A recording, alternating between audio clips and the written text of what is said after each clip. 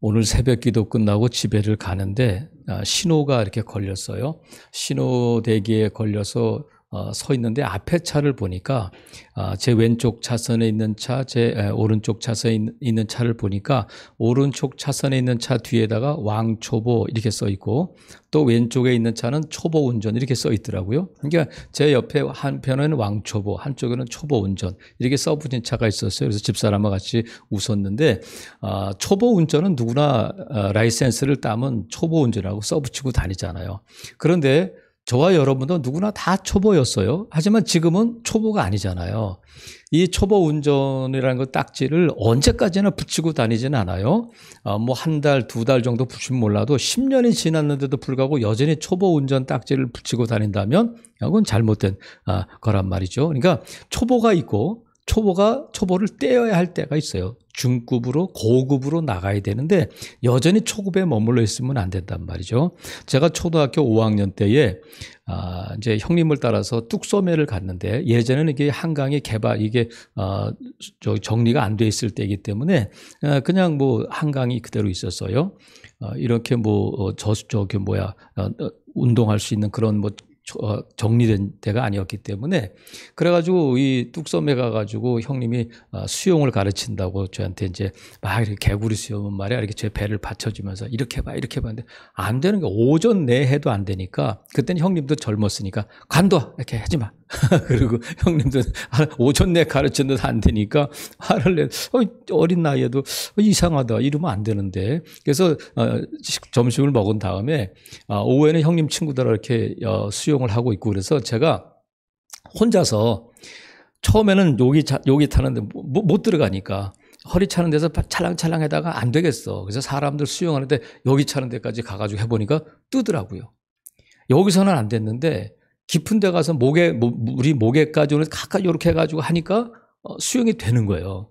그때 뭘 깨달았냐면 물이 무릎에 차는 데에서는 헤엄칠 수영할 수 없구나. 깊은 데로 가야 내 몸을 띄우고 수영을 할 수 있구나. 그것을 깨달았어요. 하나님께서 에스겔에게 환상을 보여주셨는데 성전의 환상을 보여주셨는데 에스겔을 보니까 성전 문지방에서 물이 이렇게 졸졸졸 흘러나와서 동쪽으로 흘러가는데 처음에 보니까 발목까지 물이 차고 더 한참을 가다 보니까 무릎까지 차고 더 한참 가다 보니까 허리까지 물이 차는데 더 가다 보니까 헤엄칠 만한 강이 됐다는 거야. 그러니까 은혜의 강이 우리에게 흘러갈 때에 발목에서 만족하지 말고 허리까지 왔다고 해서 만족하지 말고 하나님이 주신 은혜는 헤엄칠 만한 강이 되도록 부어주신다는 거예요. 이것은 하나님의 은혜의 수준이기도 하지만 우리의 믿음의 수준이기도 해요. 어떤 사람은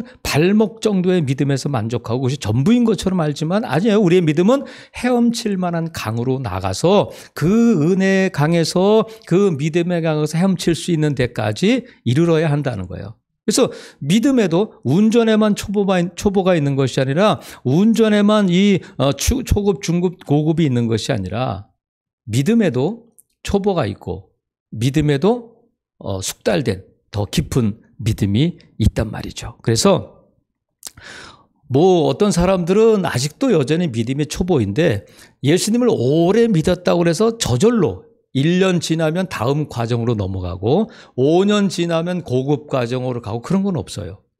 예수님을 10년 믿었는데도 여전히 초보인 사람이 있고 나중된 자가 먼저 된다는 말씀처럼 예수님을 믿은 지 얼마 안 됐는데도 아주 깊은 데로 믿음의 깊은 자리까지 가 있는 성도들도 있을 수 있단 말이죠. 그래서 저와 여러분이 이 믿음의 초보를 버리고 이제 초급에서 벗어나서 중급, 고급으로 나가야 되는데 어떻게 하면 우리가 믿음의 더 깊은 자리로 나갈 수 있을까? 오늘 본문을 보니까 예수님께서 이 유대인들에게 말씀하셨는데 그 유대인들이 누구냐면 예수님을 믿은 사람들이에요.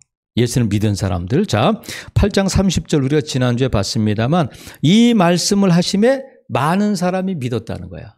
예수님을 믿었어요. 말씀을 듣고 믿었는데 그 믿은 사람들을 향해서 예수님이 31절 보니까 그러므로 예수께서 자기를 믿은 유대인들에게 말씀하셨어요.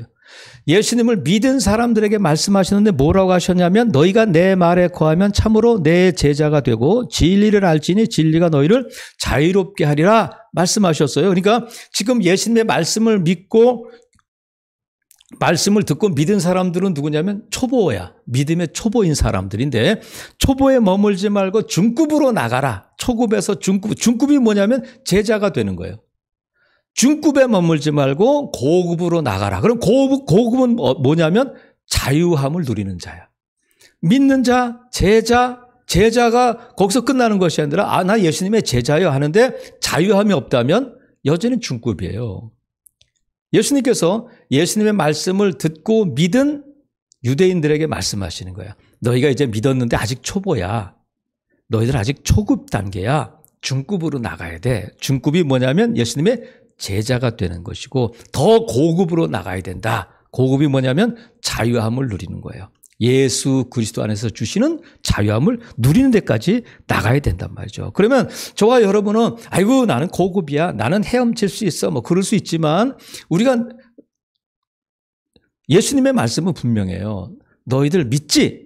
거기에 머물지 말고 제자가 되고 제자에 머물지 말고 자유함을 누리는 데까지 가야 된다. 그러면 우리가 이 초급을 벗고 중급, 고급으로 나가려면 어떻게 해야 될까? 그것을 오늘 살펴보려고 하는 거예요. 오늘 본문에서 예수님께서 자기를 믿은 유대인들에게 말씀하셨는데 먼저 뭘 말씀하시냐면 유대인들에게 이 자유에 대해서 말씀하시니까 이 말씀에 대해서 유대인들이 어떤 반응을 보이냐면 33절에 보니까 그들이 대답하되 우리가 아브라함의 자손이라 남의 종된 적이 없거늘 어찌하여 우리가 자유롭게 되리라 하느냐 이렇게 반문해요.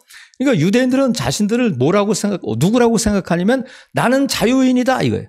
난 자유인이야. 우리는 종된 적이 없어. 근데 왜 자유에 대해서 말하는 거야? 하고 예수님의 말씀에 반문을 한단 말이죠.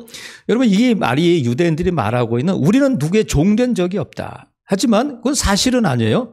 유대인들은 400년 동안 애굽에 종살이 했었고 70년 동안 바벨론의 포로로 잡혀 있었고 아수르의 종이 되어 있었고 지금도 예수님께서 말씀하신 이때도 로마의 속국이 되어 있는 로마의 종이 된 상태에 살고 있는데 그러면 거짓말하는구나. 유대인들이 지금 예수님을 속이려고 하는 것이 아니라 유대인들이 지금 이 말은 뭐냐면 우리가 영적인 의미에서 우리는 아브라함의 자손이고 우리가 영적으로 누구의 자손에서 우리의 믿음을 빼앗긴 적이 없다. 이런 의미로 지금 말하고 있단 말이죠. 하지만 예수님께서 지금 너희들은 아브라함의 자손이 아니다. 그렇게 말씀하셨는데 유대인들은 우리는 아브라함의 자손이야. 누구의 종된 적이 없어. 그럴 뿐만 아니라 한 걸음 더 나가서 자신들이 누구라고 말하냐면 41절 보니까 너희는 너희 아비가 행한 일들을 하는도다. 대답하되 우리가 음란한 데서 나지 아니하였고 아버지는 한 분뿐이시니 곧 하나님이시로다. 그래. 아브라함의 후손일 뿐만 아니라 우리의 아버지는 하나님이시다. 이렇게 말해요. 그러니까 유대인들은 우리는 자유인이야. 아브라함의 후손이고 하나님 우리 아버지가 되신다. 우리는 하나님의 자녀다. 그것은 선민사상이에요. 유대인들만이 이렇게 말할 수 있어요. 유대인들만이 자기들만이 하나님의 택한 백성이고 아브라함의 후손이라는 것이 그들에게는 큰 자랑인데 예수님께서 나는 자유인이야. 우리는 자유인이야. 하나님이 우리 아버지셔 하시는 그들을 향해서 충격적인 말씀을 하시는데 뭐라고 말씀하시냐면 44절에 보니까 너희는 너희 아비 마귀에게서 났다 이렇게 말씀하셔요. 하나님 아버지 아니야. 너희는 하나님의 자녀가 아니라 마귀의 자녀다. 마귀가 너희 아버지다. 여러분 이 말씀이 얼마나 충격적이겠어요. 지금 우리가 여러분에게 제가 집사님은 마귀의 자식이야. 그럼 어떻게 했어요? 교회 나올 거야 안 나올 거야? 지금 예수님이 유대인들에게 지금 한두 명을 놓고 말씀하시는 것도 아니잖아요. 많은 무리들 앞에서 아브라함의 자손? 나도 알아. 하나님의 아들? 아니야. 너희는 마귀의 자식이야. 이렇게 말씀하셔요. 그러면서 왜 예수님께서 이렇게 말씀하시는지에 그 이유로 근거를 대신단 말이죠.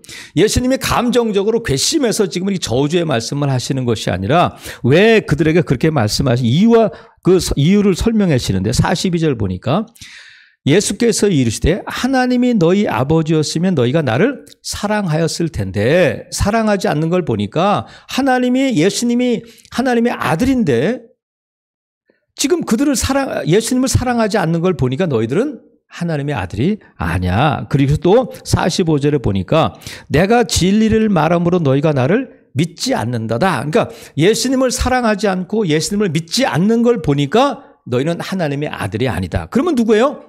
마귀의 자식이다. 예수님이 그렇게 말씀하신단 말이죠. 그래서 유대인들은 나 자신을 모르고 있는 거예요. 우리가 믿음의 더 깊은 자리로 나가려면 먼저 나 자신을 알아야 돼. 내가 지금 어디에 단계에 있는지, 내가 지금 어디에 있는지, 내가 지금 어떤 수준에 있는지를 알아야 된단 말이죠. 여러분, 어떤 사람들은 병원에 죽어를 안 가는 사람이 있어. 병원에 안 가요. 어떤 사람은 조금만 아프면 병원에 가는 사람이 있어. 누가 오래 살까요? 웬만하면 나 괜찮아고 병원에 안 가는 사람이 오래 살까? 아니면 뻑하면 병원에 가는 사람이 오래 살까? 제가 보니까 제 주변에 있는 사람들 보니까 조금만 아프면 병원 가는 사람이 오래 살더라고. 그래서 웬만하면 괜찮다는 거야. 근데 그러다 한번 병 걸리면 덜커덩거리는 거예요. 어느 목사님이 그런 간증을 홈페이지에 올리셨더라고요. 본인이 이렇게 성도들하고 식사를 하다가 뭐 진한 걸 드셨다는데 그것이 매운 건지 뭐 어떤 건지 자극적인 건지 모르겠는데 속이 좀 안 좋았다고 그래요. 근데 같이 식사하던 사람들이 목사님 병원에 가서 검사 한번 받아보세요. 괜찮아. 나 이게 그 목사 아주 건강하신 목사님이거든요. 근데 안 갔더니 그 성도 가운데 삼성의료원에 다니는 집사가 있었는데 예약을 해놨더래요. 목사님 검사 받으라고 예약을 했는데 안 갔대. 그래서 취소됐대. 또 예약을 했다는 거예요. 그래서 이 목사님이 또 그렇게까지 하는데 너무 안 그래서 가서 CT도 찍고 MRI도 찍고 했는데 이상이 없는 걸로 나왔는데 폐 뒤에 조그만 뭐가 이상한 것이 있습니다. 그러니까 그 큰 교회인데 그 교회 그 성도 가운데 의사가 여러 명이 있는데 의사들이 목사님 이거 검사 정밀 검사를 한번 받아보셔야 됩니다. 그래가지고 아니요 괜찮아요 나 괜찮습니다 그랬는데 그 의사들이 목사님을 끌고 갔다는 거야. 끌고 병원에 가서 검사해 보니까 평상시에는 안 나오는데 검사 받고 또 정밀 검사를 해보니까 폐 뒤쪽에 조그만 암이 있는 것이 발견됐다는 거야. 그래가지고 7월 1일 수술을 했습니다. 그래가지고 강사는 서셨더라고요. 그러니까 우리가 별거 아닌 거, 나 건강해요 하면 큰 병이 되는 거예요. 그러니까 우리가 내가 병자인 걸 알고 내가 아프다는 걸 알고 해야 가서 검사도 받고 치료를 받을 수 있단 말이죠. 근데 암이 무서운 것은 뭐냐면 그것이 한참 진행될 때까지 그 아픔을 모른다는 거야. 우리가 내가 지금 어느 단계이고 믿음이 어느 수준에 있는지를 점검해보고 나를 알아야 되는데 우리가 모르잖아요. 근데 무엇을 통해서 우리가 이 내 영과 육의 이 건강 상태 수준을 알 수 있느냐면 오직 말씀을 통해서만 그게 가능해요. 그래서 히브리서 4장 12절 말씀처럼 하나님의 말씀은 살아있고 활력이 있다. 개역성경은 운동력이 있다. 활력이 있다. 이렇게 하나님의 말씀은 살아있고 운동력이 있다. 활력이 있다. 이렇게 말씀하셔요. 어떤 운동력이고 어떤 활력이냐면 왜 말씀이 살아있느냐면 하나님의 말씀은 우리의 영과 홍과 관절과 골수를 찔러 쪼개기까지 하며 마음의 생각을 판단하신다. 판단하신다는 것이 뭐냐면 드러내신다는 거야. 아니 여러분 세상에 어떤 MRI가 우리의 마음을 드러낼 수 있는 MRI가 어디 있어요? 꿈을 찍는 카메라가 아닌 다음에야. 근데 하나님의 말씀은 우리의 혼과 영과 골수와 관절을 찔러 쪼개서 드러내게 하셔서 아프구나. 내가 지금 영에 내가 병들어 있구나 하는 것을 알고 치료받을 수 있도록 치료의 자리로 나오도록 하는 것이 뭐냐면 말씀이라는 거예요. 그래서 우리가 말씀에 나를 비추어 볼 때만이 내 수준을 알 수 있어요. 나는 깨끗하다는 거야. 나는 괜찮다는 거야. 건강하다는 거야. 근데 MRI 찍고 혈액 검사해보고 정밀 검사해보니까 내 안에 암세포가 자라고 있다는 것을 알게 된단 말이죠. 살아시는 성도 여러분, 많은 어떤 성도들은 그래요. 아이고 목사님이 오늘도 나를 찌르시는구나. 목사님이 누구한테 내 얘기를 들으셨나 보다. 목사님 오늘도 나를 또 때리시는구나. 여러분 말씀이 여러분을 찌를 때 그것이 은혜인 줄로 아시기를 바랍니다. 말씀이 여러분을 살리는 거예요. 아픈 것을 알아야 고칠 수 있는 거예요. 나병의 무서운 것은 뭐예요? 통증을 못 느낀다는 거야. 그러니까 치료가 늦어져요. 조금만 아프면 두통이 있으면 뭐 개보리를 먹든지 뭐 치료를 받을 텐데 통증을 못 느끼는 것이 무서운 병이란 말이죠. 살아계시는 성도 여러분, 말씀을 통해서 나를 알 수 있어요. 말씀이 나를 비춰줄 때에, 말씀이 나를 찌를 때에, 말씀이 나를 아프게 할 때에, 말씀이 나를 신음소리 나게 할 때에 그것이 내가 나를 아는 길이고 그것이 사는 길인 줄로 믿으시기를 바랍니다. 예레미야 17장 9절을 보니까 만물보다 거짓되고 심히 부패한 것은 마음이라. 누가 능히 이를 알리오마는, 이렇게 말씀하셔요. 만물보다 거짓되고 심히 부패한 것이 뭐라고요? 저와 여러분의 마음이라는 거야. 그 마음을 누가 능히 이것을 알겠느냐마는, 그 다음 절에 보면 하나님이 그것을 아신다는 거야. 하나님은 저와 여러분의 마음까지 아시고 또 어두운 부분을 드러내시는 하나님이신 줄을 믿어요. 왜냐하면 살리시기 위해서 그래. 나를 알아야, 내가 죄인임을 알아야, 내가 어디가 아픈지를 알아야 병원에 가고 뭐 약을 먹든지 할 수 있잖아요. 살아계시는 성도 여러분, 나를 알아야, 내가 어느 단계인지를 알아야 그 다음 단계로 나갈 수 있어요. 우리가 영어 회화를 배우러 가면 간단한 테스트를 해요. 왜냐하면 그 수준에 맞는 반에 보내려고 그래. 난 빨리 고급에 가가지고 고급반에 들어가가지고 빨리 회화를 막 마음대로 하고 빨리 배웠으면 좋겠다 하지만 초급인 사람이 고급에 가면 적응이 안 돼요. 배울 수가 없어요. 내 수준을 알아야 거기에 맞는 수업을 듣고 다음 단계로 넘어갈 수 있단 말이죠. 살아계시는 성도 여러분, 우리가 스스로 할 때 나는 고급이야, 나는 믿음이 좋아, 나는 뭐 대단해, 그런 것이 아니라 말씀에 비춰볼 때 내가 지금 이런 상태구나 하는 것을 말씀을 통해서 비춰보고, 말씀을 통해 비춰보고 저와 여러분의 수준을 아는, 나를 알아야 다음 단계로 나갈 수 있어요. 말씀에 비춰보는 저와 여러분 될 수 있기를 바랍니다. 더 깊은 자리로 나가려면 나를 알아야 될 뿐만 아니라 진리를 알아야 돼요. 진리를. 예수님께서 말씀하시네요. 진리를 알지니 진리가 너희를 자유롭게 할 것이다. 그럼 진리가 뭐예요? 예수님께서 말씀하셨어요. 내가 곧 길이요 진리다. 근데 진리는 뭐냐? 예수님은 태초에 말씀이 계셨어요. 예수님은 말씀이야. 예수님은 진리야. 다른 말로 하면 말씀이 곧 진리인 줄로 믿습니다. 하나님의 말씀이 진리예요. 그래서 진리를 통해서, 말씀을 통해서 나를 알 뿐만 아니라 나를 알려면 이 진리인 말씀을 더 깊이 알아야 된단 말이죠. 진리가 뭐냐면 하나님이 예수님의 아들이시라는 거야. 하나님의 아들이신 그분이 왜 이 땅에 인간의 몸으로 오셨느냐면 죄의 싹은 사망이기 때문에 그 죄의 싹을 해결해 주시기 위해서 이 땅에 오셨고 우리의 죄를 위해서 십자가에 달려 돌아가셨다. 십자가에서 우리의 죄의 모든 것들을 대신 갚아주셨다 하는 것이 진리이고, 이것을 믿는 자는 하나님의 자녀가 된다는 것이 진리고 복음이란 말이죠. 이 진리를 알아야 돼요. 그러면 죄의 싹은 사망인데 죄는 무엇일까? 죄는 우리가 생각할 때 도둑질하는 거, 뭐 사람을 때리는 거, 욕하는 거, 뭐 살인하는 거, 이게 죄인 줄 알지만 그것은 죄의 결과, 죄로 나타난 현상이고, 죄는 뭐냐면 창세기에 죄의 근원에 대해서 말씀하시잖아요. 하나님께서 아담과 하와에게 동산 중앙에 있는 선악을 알게 하는 나무의 열매는 절대 따먹지 마라. 먹으면 죽는다. 말씀하셨는데 사탄이 하와를 유혹하잖아요. 먹어도 안 죽어. 하나님처럼 되고 눈이 밝아서 선악을 알게 될 거야. 해가지고 따먹게 되는데, 하나님께서 아담과 하와에게 자유를 주셨어요. 자유의지를 주셨는데 그 자유는 어떤 거냐면 이 선악을 알게 된 나무의 열매를 따먹을 수 있는 자유, 그리고 따먹지 않을 수 있는 자유를 주신 거예요. 그 자유는 따먹을 수도 있고 안 따먹을 수도 있고, 하나님이 말씀하셨으므로 그 말씀에 순종할 수도 있고 불순종할 수도 있는 자유를 주셨는데, 아담과 하와가 하나님이 주신 자유를 통해서 하나님의 말씀에 불순종함으로 말미암아 진정한 자유를 잃어버리게 돼요. 죄를 지음으로 말미암아. 근데 하나님께서 인간들이 잃어버린 이 죄를 되찾아 주도록 하기 위해서 예수님을 이 땅에 보내셨단 말이죠.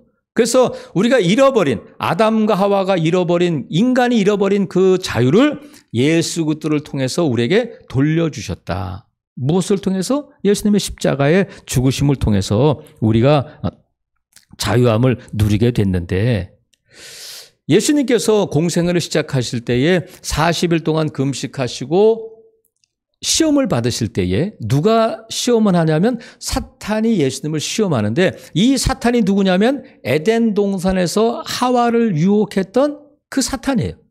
그 사탄이 광야에서 예수님을 시험할 때에 예수님께서 이 사탄의 이 시험을 뭐로 물리치시냐면 말씀으로, 신명기 8장의 말씀을 통해서 그 사탄의 시험을 물리치셔요. 자, 첫 번째 아담은 말씀의 불순종함으로 죄를 지었는데, 두 번째 아담이신 예수님은 말씀을 지키고 말씀의 끝까지 순종하심으로 그 시험을 이기셨는데, 예수님은 어떻게 이 말씀에 순종하셨냐면 죽기까지 복종하셨다는 거예요.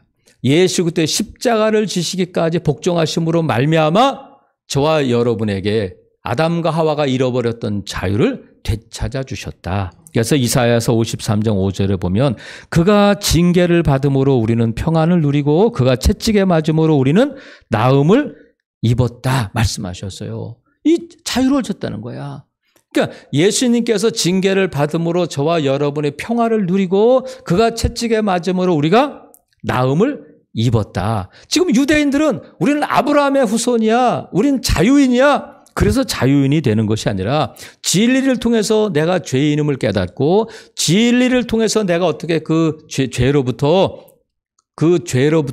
해방되었는지를 아는 자가 자유인이라는 거야. 그 진리란 말이죠. 여러분, 며칠 전에 서울에서 동성애 축제가 열렸어요. 그걸 축제라고 해야 될지 뭐 난장판이라고 해야 될지, 만약에 여러분의 자녀들이 거기에 구경하고 간다면 어떻게 했어요? 그걸 TV로 보여주고 한다는 것 자체가. 근데 전국적으로 이 퀴어 축제, 동성애 축제가 열리는데 전국적으로 이 동성애 축제가 열리지 못한 곳이 유일하게 인천이야. 인천 대단하잖아요. 동인천역 앞에서 그 퀴어 축제가 열릴 때 인천 기독교 연합회에서 나가가지고 막 반대해가지고 그들이 도망가가지고 오직 전국적에서 열리는 동성애 축제가 인천에서만 실패했어요. 아주 전설적인 얘기예요. 근데 서울에서 열릴 때도 막 기독교 단체에 나가서 막 반대 집회를 하고 했는데, 많은 사람들이 그래요. 목사님, 동성애자들도 구원이 필요하잖아요. 그들도 예수님을 믿어야 되잖아요. 그들도 예배할 수 있잖아요. 이렇게 물어봐요. 여러분 뭐라고 대답하겠어요? 물론이에요. 동성애자들에게도 구원이 필요해요. 그들도 예배해야 돼요. 하지만 그들이 하나님을 예배하러 나올 때에 어떤 심정으로 나와야 되냐면, 예수님께서 누가복음 18장에 보면 두 가지 기도하는 사람들을 말씀하셔요. 한 사람은 바리새인이고 한 사람은 세리야. 근데 바리새인은 떳떳하게 사람들 앞에서 하나님, 나는 저 세리와 같지 않아서 감사합니다. 나는 11조를 할 수 있어서 감사합니다. 자기 의의를 막 드러내는데, 세리는 어떻게 했냐면 뭐라고 기도했느냐면 얼굴을 들지도 못하고 하늘을 쳐다보지도 못하고 하나님을 바라보지도 못하고, 하나님이여 나를 불쌍히 여기소서, 나는 죄인으로소이다, 이렇게 탄식하며 기도했다는 거예요. 하나님, 나를 불쌍히 여겨주세요. 내가 죄인이에요. 그럴 때에 예수님 말씀하셨어요. 누가 의롭다함을 받았겠느냐? 그 세리가 하나님께 의롭다함을 받았다는 거야. 동성애자들이 하나님 앞에 나와 예배하고 예수들을 믿고자 한다면 이 세리의 심정으로 나가야 돼요. 나는 동성애가 하고 싶어서 하는 게 아니에요. 태어날 때부터 나는 이 동성을 좋아하게 됐어요. 나는 이성에 관심이 없어요. 그래서 나는 동성애를 할 수밖에 없어요. 이렇게 말할 때 예배하는 자리에서 그래요. 어쩔 수 없어요. 그냥 그렇게 사셔야 돼요. 하나님을 예배합시다. 하나님 은혜 주실 거예요. 이러면 동성애를 합리화시키는 거예요. 근데 성경은 분명히 뭐라고 말씀하시냐면 동성애는 죄라는 거예요. 그건 죄라는 거예요. 창조 질서에 어긋나고. 그래서 성경이 죄라고 하면 동성애자들이 예배하는 자리에서 뭘 선포해야 되냐면 당신은 죄인입니다 하는 것을 알고 하나님 앞에 나와서 세리와 같은 심정으로 나올 때에 그 예배가 의미가 있는 거예요. 동성애자임을 합리화시키고 동성애자를 불쌍히 여기면서 예배한다고 그래서 그들에게 구원이 임하는 것이 아니라 세리의 심정으로, 세리가 하나님, 내가 지금 이 세금을 걷고 싶어서 걷는 게 아니잖아요. 로마가 지금 이렇게 하고 나도 먹고 살아야 되잖아요. 내가 배운 게 이건데. 그래서 그 죄가 무마되는 게 아니란 말이에요. 감옥에 가서 전도해 보면 감옥에 갇힌 사람들의 거의 99%가 자기는 억울하게 들어왔다는 거야. 나는 죄인이 아니라는 거야. 그래서 당신 어떤 죄로 들어왔습니까? 하면 억울해요. 판사가, 변호사가, 검사가 이렇게 말한다는 거야. 그러면 그들을 모아놓고 예배할 때 어떻게 하게 됐어요?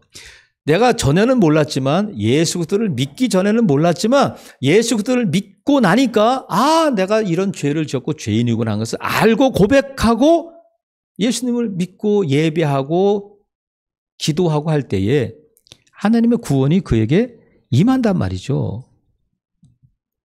그래서 여러분, 우리가 내 자신을 알아야 될 뿐만 아니라 진리를 알아야 돼요.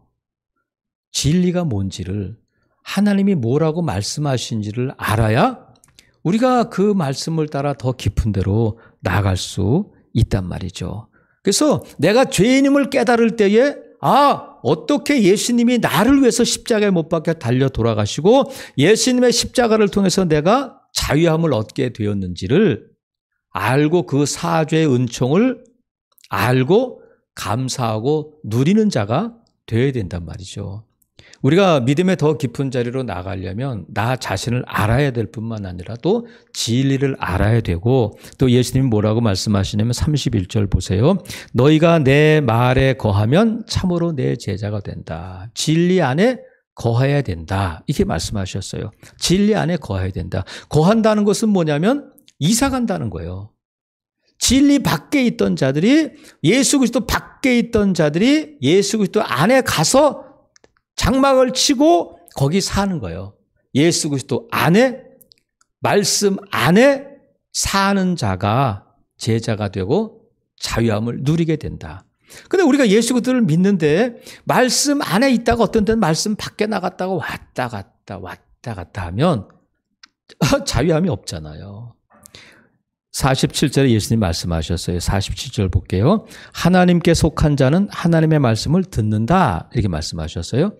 하나님의 말씀을 듣는다 할 때 이 듣는다는 것이 무슨 뜻이냐면 믿고 수용한다 이런 뜻이에요. 믿고 수용한다. 다른 말로 하면 하나님의 말씀을 듣고 믿고 사는 자. 듣는 것은 초급이고 믿는 것은 중급이라면 사는 것은 고급이다. 이때 자유함이 있다는 거야. 듣고 믿고 살고, 듣고 믿고 살고, 말씀의 믿음의 초급, 중급, 고급이 여기서 나온단 말이죠. 예수님 말씀하신 산상수훈을 말씀하시고는 내 말을 듣고 행하는 자가 지혜로운 자고 그 사람의 집은 바람 일고 풍랑 일고 창수가 나지만 흔들리지 않는다. 말씀을 똑같이 듣는 거예요. 말씀을 지혜로운 자는 듣고 지혜롭지 않은 자는 안 듣고 그런 것이 아니라 들었는데 말씀을 들은, 말씀에서 말씀하신 설계도대로 집을 지어야 되고 반석 위에 집을 지어야 되는데 똑같은 집을 모래 위에 지으면 무너지잖아요. 그것이 뭐냐면 말씀을 듣고 말씀대로 행하는 자가 지혜로운 자다. 그 사람이 진리 안에 거하는 자가 된단 말이죠. 그래서 우리가 이 세상에 살면서 세상이 뭐라고 하든지 간에 말씀이 옳다고 하면 그 길로 가는 것이 그리스도인이에요. 그것이 지혜로운 자고 그 사람이 믿음의 고급한 자고 자유함이 있는 거잖아요. 어떻게 할까? 해야 될까? 말아야 될까? 우왕좌왕 갈팡질팡하면 아직도 중급이고 초급일 수 있단 말이죠. 세상이 뭐라고 하든지 간에 세상 사람이 다 그 길로 가도 말씀이 아니라고 하면 단호히 나 혼자라도 다른 길로 갈 수 있는 것. 그것이 진리 안에 거하는 자란 말이죠. 오늘 본문에 보니까 예수님께서 영적인 두 권위에 대해서 말씀하셔요. 영적으로 눈에 보이지 않는 영적인 권위가 둘이 있다. 먼저는 하나님, 그 다음에는 마귀가 있단 말이죠. 중간은 없어요. 하나님께 속했느냐? 마귀에게 속했느냐? 나는 아브라함에 속했어? 나는 모세에게 속했어? 없어요. 하나님께 속해 있느냐? 마귀에게 속해 있느냐? 중간 지대는 없단 말이죠. 근데 많은 사람들이 나는 법 없이도 산다. 나는 예수 안 믿어도 천국 갈 수 있다. 나는 잘못한 게 없다. 이렇게 말해요. 그건 100% 마귀의 자식이에요. 마귀에게 속한 자들이란 말이죠. 그래서 우리가 하나님의 자녀라면 세상에 속한 마귀의 자녀들과의 갈등이 있을 수밖에 없어요. 그래서 예수님께서 요한복음 16장에 가면 너희가 세상에서는 환난을 당하나 담대하라. 내가 세상을 이겼다. 말씀하셨어요. 세상에서는 너희가 대접받고 박수받고 높은 지위에 올라가겠다. 그런 말씀하시지 않고 세상에서는 너희가 환난을 당할 것이다. 왜? 예수님을 미워한 세상이거든요. 예수님을 십자가에 못 박은 세상이거든요. 왜냐하면 하나님의 아들인 그분을 마귀의 자식들이 예수님을 십자가에 못 박은 거란 말이죠. 이 싸움은 지금도 계속되고 예수님이 이 땅에 다시 오실 때까지 우리의 영적 싸움인 줄로 믿으시기를 바랍니다. 그래서 사도 바울을 통해서 하나님께서 말씀하실 때 디모데후서 3장 12절에 보면 무릇 예수 안에서 경건하게 살고자 하는 자는 박해를 받을 것이다. 무릇 예수 그리스도 안에서 경건하게 살고자 하는 자는 박해를 받을 것이다. 말씀하셨어요.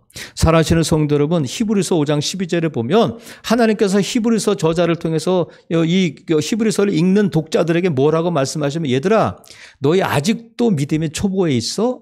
지금 너희는 고급에 올라가고 선생이 말씀을 가르치는 선생이 되어야 할 텐데 아직도 초보에 머물러 있느냐?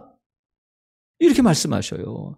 저와 여러분은 오늘 이 수요 예배에 나온 것은 그래도 믿음이 좋아서 이렇게 나온 줄로 알아요. 그러면 우리가 하나님께서 이 말씀을 하실 때 나와는 상관없는 말씀이다. 너희 아직도 초보에 머물러 있는 거야. 이 말씀이 나와는 상관없는 이 자리에 없는 박 집사, 이 자리에 없는 새벽기도 안 나오는 김 집사에게 하시는 말씀이 아니라 오늘 이 자리에 이 말씀을 듣는 1차적인 청중은 여러분이니까 하나님께서 여러분에게 말씀하셔요. 야, 아직도 초보야?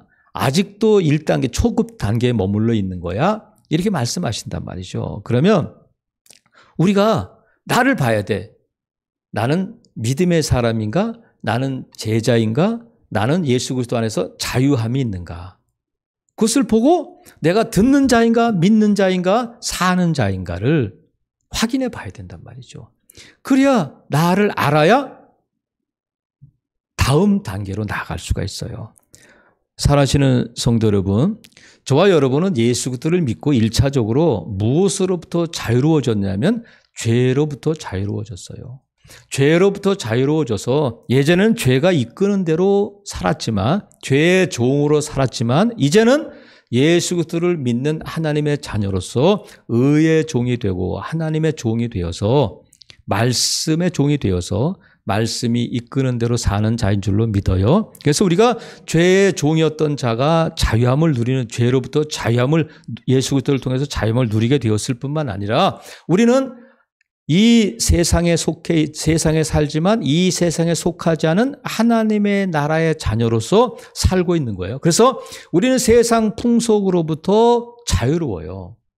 예를 들면 세상 사람들은 이사 갈 때 손 없는 날을 이렇게 따져요. 손 없는 날. 근데 우리는 오히려 손 없는 날을 손 있는 날을 택해서 싸게 가고 편하게 간다.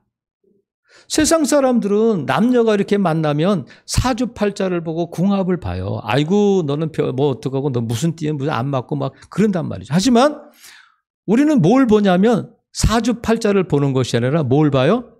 믿음을 보잖아. 부모님이 그렇게 반대해도 야 회사가 그렇게 다니고 그 외모가 그렇고 공부도 못했는데 어떻게 그런 사람 만나서 결혼하려고 하느냐 하지만 우리가 본 것이 뭐냐면 믿음 하나 보고 했단 말이죠. 믿음 하나 보고 했는데 잘 살고 있는 거예요. 그 대표적인 경우가 누구냐면 저야 저. 그래서 우리는 세상의 풍속과 세상의 그런 말하는 것을 따라가는 자들이 아니란 말이죠. 여러분 오늘 보세요. 자유함이 있는가? 여러분 남편이 짐이에요? 자유함이야? 여러분의 자녀들이 짐이야 자유함이야. 여러분의 시부모가 짐이야 자유함이야. 여러분의 직장이, 여러분의 사업장이 짐인가 자유함이 있는 것인가? 아니면 우리가 예수 그리스도를 믿고 예배하는 것이 짐인 사람들이 있어요. 가기 싫은데 억지로 막 인터넷으로 예배할까 막 고민하고. 그러니까 예배하는 것이 짐인 사람들이 있어요. 하나님 앞에 기도하는 것이 당연한 건 알지만 그것이 짐처럼 느껴지는 사람도 있단 말이죠. 근데 예수님 뭐라고 말씀하시냐면 너희가 짐으로 생각했던 것들이 너희가 그것에 매여서 종노릇하고 남편이든 뭐 재정이든 건강이든 자녀든 직장이든 사업장이든 무엇이든지 간에 죄에 매여 종노릇하던 너희들을 올가매고 있던 그런 것들이 풀어지게 된다. 어디에서 풀어지냐면 진리 안에 들어오게 되면, 예수 그리스도 안에 들어오게 되면 그 짐이 풀어지고 자유함을 누리게 된다는 거야. 어떻게 그래요? 하나님께서 말씀하시기를 내 염려를 맡겨라, 내 남편 맡겨라. 맡기니까 된단 말이죠. 용서해라 하시니까 용서하니까 되는 거예요. 인내하라 하셔서 끝까지 견뎠더니 풀어지는 날이 오더라. 사랑해라, 원수도 사랑해라 하셔서 내가 도저히 사랑할 수 없는 사람을 사랑하니까 풀어지더라는 거예요.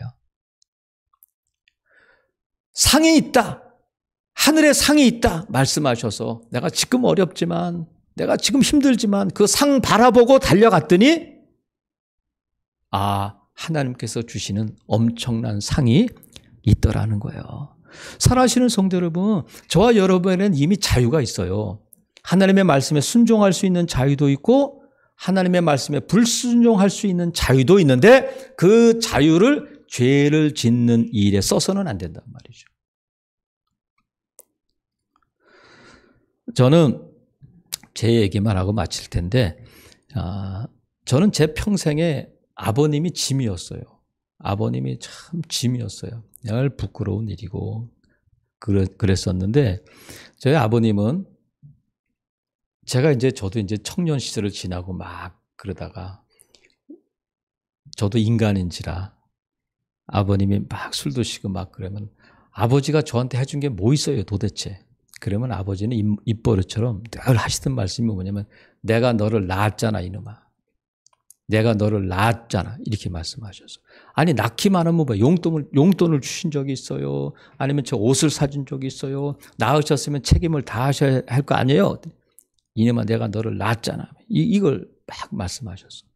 근데 그거 말도 안 되는 소리다. 막 그랬는데 제가 신학교에 가가지고 그래도 하나님께서 은혜 주시고 믿음 주시니까 뭘 깨닫게 됐느냐면 아버지가 나를 낳았다는 것이 얼마나 큰 은혜인가를 알게 됐더라고요.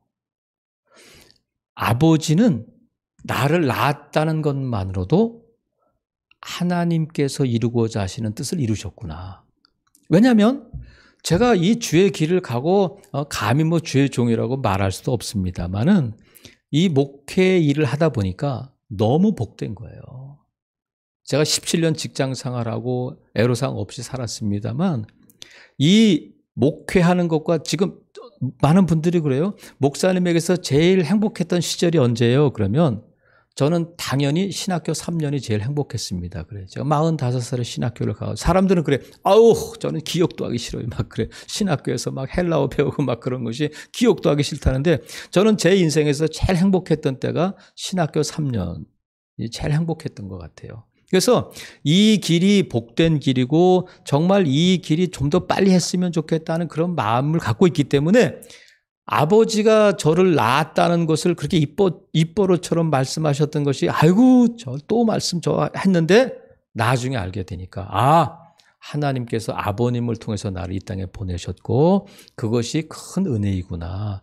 아버지는 그것만으로도 아버지 역할을 다 하셨구나 해서 그 은혜를 알게 되니까 아버지가 나중에 병들어가지고 막 이 대소변을 못 가리고 할 때에 아버님을 사랑하게 되더라고요. 이게 은혜잖아요. 진리를 알지니 진리가 너희를 자유롭게 하려는 말씀처럼 아버지가 짐이었는데 이젠 아버지가 더 이상 짐이 아닌 거야. 왜? 예수 그리스도가 훨씬 더 좋고 예수 그리스도를 통해서 주시는 그 은혜가 아버님에게서 느끼는 그 불편함보다 훨씬 더 크기 때문에 아무것도 아니게 되는 거예요. 사랑하시는 성도 여러분, 우리가 예수 그리스도 안에 있으면, 우리가 믿음 안에 있으면 하나님의 자녀인데 믿는 자로서 끝나지 않고 또 제자로 끝나지 않고 말씀 안에서 자유함을 누리는 자가 진정한 고수인 줄로 믿어요. 분명한 것은 얕은 물에서는 절대로 헤엄칠 수 없다. 더 깊은 은혜의 자리로, 더 깊은 자리로 나아갈 때에, 더 믿음의 더 깊은 자리로 나아갈 때에 여러분이 물 위에 나를 맡기고 뜨는 것처럼 우리 주님 안에서 뜨게 되고 은혜의 강에 뜨게 되고 내 나를 온전히 맡길 수 있는 그것이 자유함이잖아요. 물로부터 자유로워진, 죽음으로부터 두려움으로부터 자유로워지는 진정한 자유함을 누리게 될 줄로 믿습니다. 말씀을 통해서 나를 보고 또 진리를 알고 진리 안에 거함으로 예수 그리스도께서 주시는 그 자유함을 누리는 복된 성도들 되시기를 주님의 이름으로 축복합니다. 아멘. 기도하겠습니다.